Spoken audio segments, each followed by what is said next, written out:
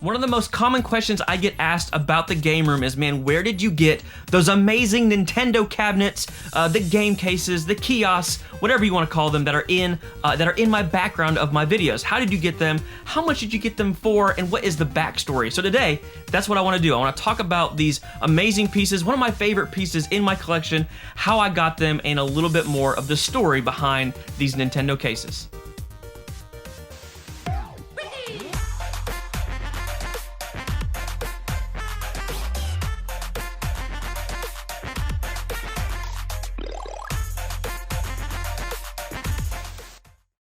What is up, Internet? Retro here, and welcome back to another episode of Retro Response, the series where I answer your questions that are sent in via Instagram, YouTube, and all the other social medias. So before we get started, if you guys have any questions about the game room or retro game collecting, toy collecting, whatever, leave it down in the comments, and maybe we'll get to some of those questions in the series. Also, before we get started, if you love all things 80s and 90s nostalgia, like retro video games, movies, toys, and more, then please hit that freaking subscribe button and the bell so you don't miss out on new weekly videos, because every single week we are coming out with new retro nostalgia content, and I don't want you guys to miss it.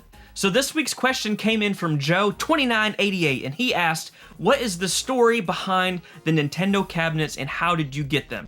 Which is awesome, and I'm so pumped to talk about, because these are some of my favorite pieces in my game collection. So let's go back a little bit before how I got these, because it's pretty crazy to have these in the first place in my house. I have people come over all the time that are, friends or coworkers that have no idea about Retro Rick or know very little about it, and they walk in and they're like, "Oh, man, you got a game store in your house." I'm like, yeah, I do. Hoarding is a real problem. So I love these things. It's pretty wild that I have these in my house, but I love them. So why do I have these? What prompted me to get these huge Nintendo cabinets in my house? So I've been a game collector for a long time, probably since I was like 10 or 11 years old. I've always collected video games. I gave it up for quite a bit. There was like a long, probably 8-9 year stint to where I did not collect, but I got back into it about 6 years ago or so, and I've always been a retro game hunter. So like I like to go to thrift stores, garage sales, places like that, and get games. So I started to accumulate quite a bit of games, but they were all like just at my house, in like the living room display cabinet, those types of things, and they were just all over the place, spilling in closets all over my bedroom. It was a disaster. But then one day I got on YouTube, and I just typed in retro game hunting. Like, I knew that I did it, but I didn't know that maybe other people did it. So I searched that, and a channel came up called Pixel Game Squad. Most people know this channel at this point. Actually, it was not Pixel Game Squad, it was Retro Liberty. This was before. And I started watching this channel, and I was like, these guys are just like me. Like, I had no idea that there were other game hunters, game collectors that did this, and I was hooked. I think I binged all their videos like in a 3 or 4 day span, and I was so pumped to hear that they were going to come back. I think there was probably a 3 or 4 year stint where they didn't make videos at all, and they came back about 2 or 3 years ago. So that was awesome. Anyway, as I'm watching their videos, a lot of them had like Nintendo cabinets in the background, and I was like, what are those? Like, I've never even seen those before. And they had those in their game room, in their bedroom, whatever it was, and they had their games like neatly displayed, and I was like, dude, I had no idea people had game rooms like this, and it got me to kind of dream and think about having a game room, or what that would even look like at some point. Most of the ones I saw in their videos or other people's videos at this point were like the world of Nintendo cabinets. So obviously that's like a holy grail piece that I would love to have. And honestly, I don't even know where I would put that at this point, but it would be amazing to have one of those. So I do not have those. I have something different. So where did I get these? So there was an entertainment store here in the South. I don't know if they're all over the U.S. or not, but it was called Hastings. And it was probably my favorite store because it was humongous, and they had everything media.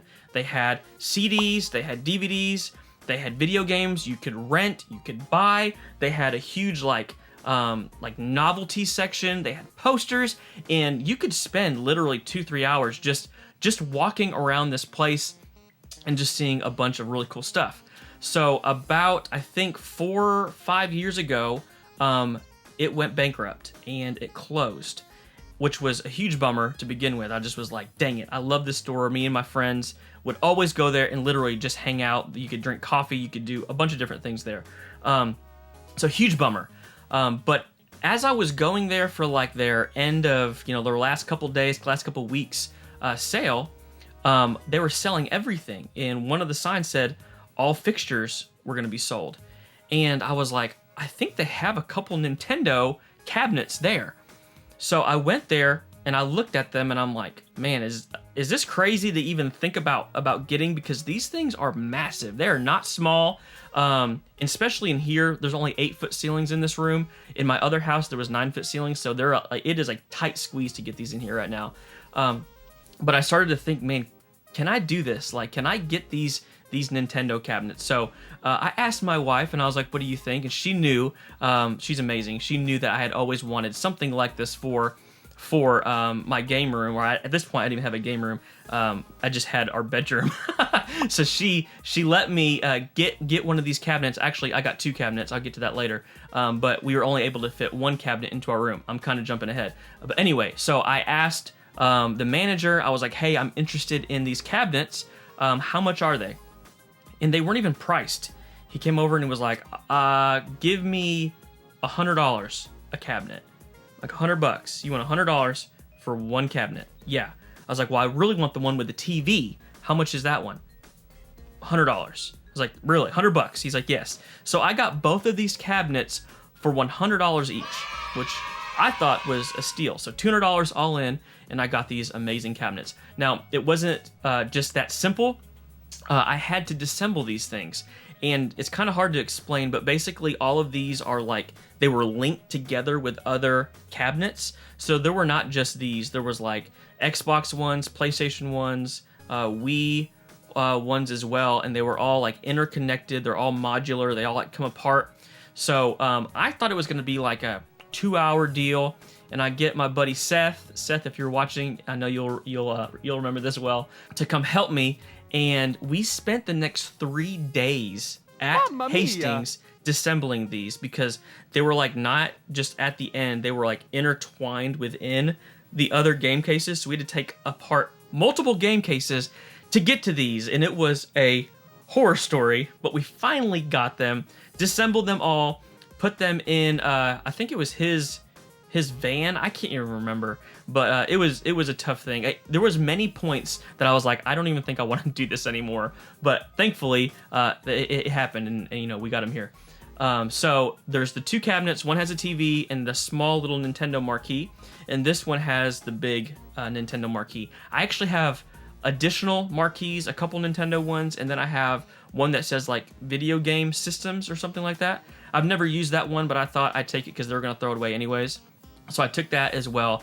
But that is kind of the story behind how I got these Nintendo game cases. And I love them. I think they fit really well in the game room, especially with that little 8-cube shelf.